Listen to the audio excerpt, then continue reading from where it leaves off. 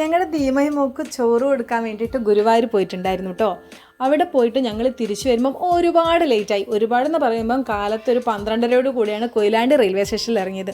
സ്റ്റേഷനിൽ ഇറങ്ങിയപ്പോൾ എല്ലാവർക്കും ഒരു ആനയെ തിന്നാനുള്ള വിശപ്പുണ്ടായിരുന്നു. ആ സമയത്ത് എവിടെയാണ് ഒരു റെസ്റ്റോറൻറ്റ് ഓപ്പൺ ആവുകയെന്ന് ചോദിച്ചപ്പം അവിടെ ഉള്ളൊരു ഓട്ടോ ചേട്ടൻ ഗാമ കിച്ചൺ ഓപ്പൺ ആണെന്ന് പറഞ്ഞു. എന്നാൽ പിന്നെ അങ്ങോട്ട് തന്നെ പോയി കളയാമെന്ന് പറഞ്ഞ് ഞങ്ങൾ ആ ഓട്ടോയിൽ കയറി നേരെ ഗാമ കിച്ചൻ്റെ മുന്നിലിറങ്ങി. അവിടെ പുറത്ത് നല്ല ഭംഗിയുള്ള കുറേ കാര്യങ്ങളാണ്, അതായത് പൂന്തോട്ടങ്ങളും നമുക്ക് ഇരിക്കാനുള്ള കുറച്ച് സെറ്റിങ്സും പിന്നെ നല്ല പാർക്കിംഗ് സൗകര്യവും AC നോൺ AC റൂംസും ഒക്കെ അവൈലബിൾ ആണ് കേട്ടോ ഈ ഗാമ കിച്ചണിൽ.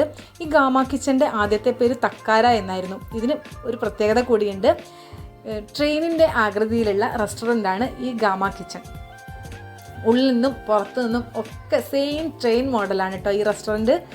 അങ്ങനെ ഞങ്ങൾ ഉള്ളിൽ കയറി. ഏകദേശം ഈ ഹോട്ടൽ അടയ്ക്കാനുള്ളൊരു ടൈമൊക്കെ ആയിട്ടുണ്ടായിരുന്നു. അവിടെ കുറച്ച് ഐറ്റംസ് മാത്രമേ ഉണ്ടായിരുന്നുള്ളൂ. ഞങ്ങൾ ചപ്പാത്തിക്കും അപ്പത്തിനും ചിക്കൻ മസാലയ്ക്കുമാണ് ഓർഡർ കൊടുത്തത്. അങ്ങനെ ഞങ്ങൾ കുറച്ച് സമയം അവിടെ വെയിറ്റ് ചെയ്തു.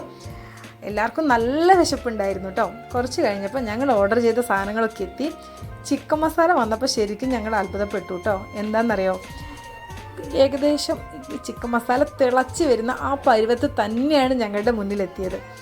നല്ല ടേസ്റ്റായിരുന്നു ആ ചിക്കൻ മസാലയ്ക്ക്. കുരുമുളകിട്ട് വറ്റിച്ച നല്ല അടിപൊളി ടേസ്റ്റി ആയിരുന്നു അത്.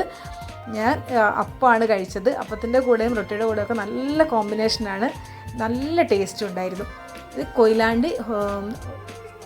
കൊയിലാണ്ടി ശോഭികയുടെ തൊട്ടടുത്ത് തന്നെയായിട്ടാണ് ഈ ഗാമ കിച്ചൺ സ്ഥിതി ചെയ്യുന്നത്. കൊയിലാണ്ടിയിലുള്ള എല്ലാവരും ഇവിടെ പോയിട്ടുണ്ടാവും. കൊയിലാണ്ടി വഴി പോകുന്നവർ ഒന്ന് ഈ റെസ്റ്റോറൻറ്റിൽ കയറി ഫുഡ് കഴിക്കണം. ഒരു തവണ കഴിച്ചാൽ പിന്നെ എന്തായാലും അവിടെ പോകും, ഉറപ്പാണ്. അത്രയ്ക്ക് ടേസ്റ്റാണ് കേട്ടോ.